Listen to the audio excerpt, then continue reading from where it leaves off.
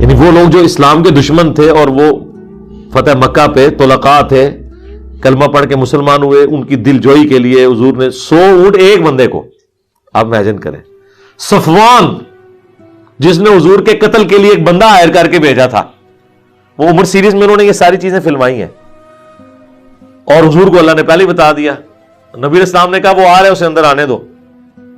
ہاں اب حضور کی تو اللہ نے گارنٹی لی ہوئی تھی، واللہ یعصمک من الناس، اللہ تعالیٰ لوگوں کے اگینسٹ آپ کی حفاظت کرے گا۔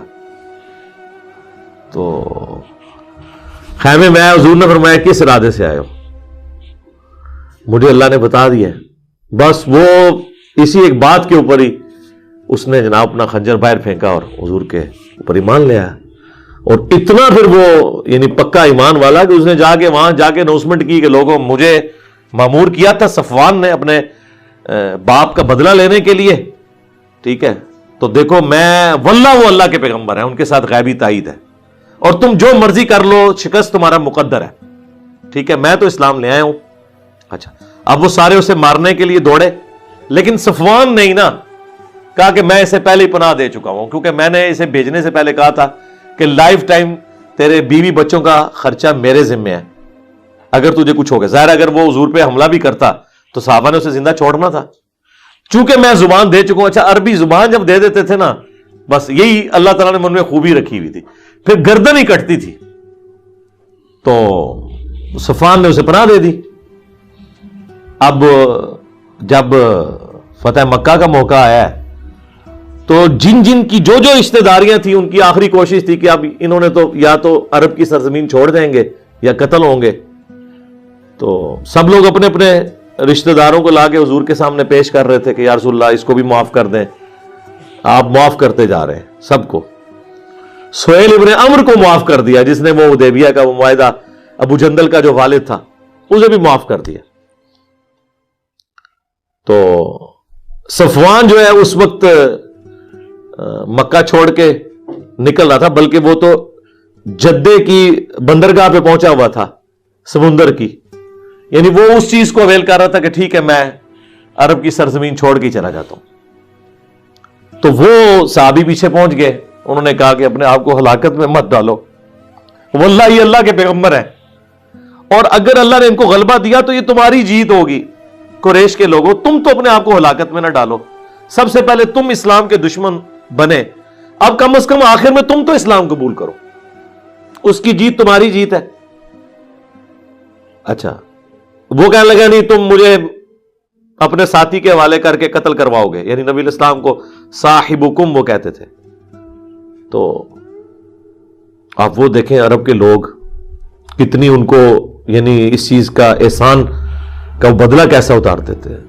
انہوں نے جناب اپنے بورے میں سے حضور کی پگڑی نکالی، امامہ، اور انہوں نے کہا صفوان اس امامے کو پہچانتے ہو؟ یہ وہ امامہ ہے جو نبی علیہ السلام نے فتح مکہ کے دن پہنا ہوا تھا، اور یہ مجھے حضور نے گارنٹی دے کے بھیجا ہے، یعنی یہ گارنٹی تھی کہ نبی علیہ السلام تمہیں قتل نہیں کریں گے، تم اپنا آپ مجھے میرے ساتھ چلو۔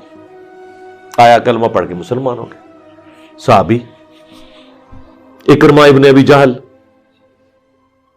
وہ بھی بھاگ گیا، ابو جہل کا بیٹا، وہ سنن نسائی میں آتا ہے۔ راستے میں سمندر کی موجیں آئیں اور سب لوگ وہاں اللہ کو پکار رہے ہیں۔ اکرمہ نے کہا کہ خشکی پہ تو تم لات منات عزا کو پکارتے ہو، اور یہاں پر صرف اکیلے اللہ کو پکار رہے ہو۔ انہوں نے کہا یہاں کوئی بت کام نہیں آتا، اللہ ہی کام آتا ہے۔ اللہ کو تو وہ مانتے تھے، لیکن اللہ کے ساتھ چھوٹے دیوتاؤں کو مانتے تھے۔ تو اکرمہ کو یہ بات اتنی کلک کی، انہوں نے کہا کہ یا اللہ آج اگر تو مجھے بچا لینا تو میں تجھ سے وعدہ کرتا ہوں تیرے نبی کے ہاتھوں میں ہاتھ دے کے اسلام قبول کر لوں گا۔ وہی ہوا، اللہ نے نجات دے دی۔ یہ اللہ کی رحمت ہے۔ کہاں مکی قرآن میں 13 سال کی دھمکیاں، اور کیسی دھمکیاں کہ اگر ایمان نہیں لاؤ گے تو تم پہ وہی عذاب آئے گا جو قوم عاد پہ آیا، قوم سمود پہ آیا، قوم شعیب پہ آیا۔ دھمکیوں سے بھرا ہوا قرآن، اور اینڈ کیا ہو رہا ہے؟ ساروں کی معافی ہو رہی ہے۔ یہ ہے اللہ کی رحمت۔ ہونا تو چاہیے تھا وہ دھمکیاں ایگزیکیوٹ ہوتی، لیکن نہیں ہوئی۔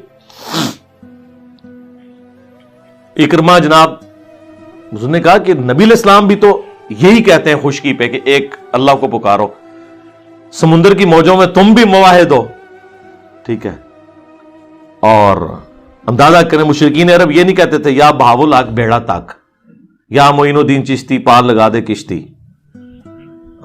موجوں میں وہ بھی اکیلے اللہ کو پکارتے تھے. واپس آئے، پیش ہوئے، اسلام قبول کر لیا.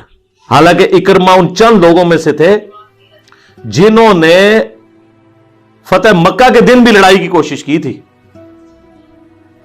اور تلوار نکال لی تھی، لیکن قسمت اچھی تھی، آگے تھے حضرت خالد بن ولید، ان کی دوستی تھی ان کے ساتھ.